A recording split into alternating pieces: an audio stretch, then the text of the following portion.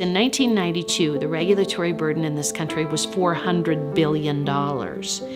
As of 2016, the regulatory burden in this country was over $2 trillion. That is a hidden tax of $2 trillion. In a state like Wyoming, we've been hit especially hard with those kinds of regulations because we're a coal producer. We're the largest coal producer in the nation.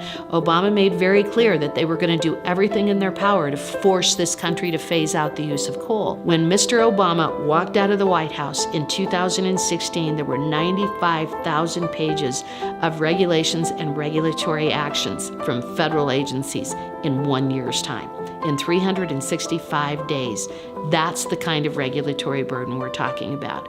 I gather information about the absurdities of regulations. And the way that I describe it is that regulators regulate, and then they regulate, and then they regulate some more, and then they regulate again. Because if they're not regulating, they're not doing their job.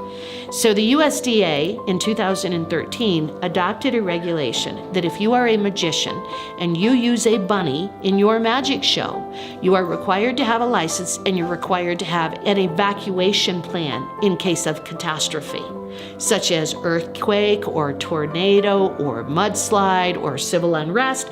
You are required. The United States Department of Agriculture has issued a regulation that magicians are required to have bunny evacuation plans for the bunnies that they use in their magic shows.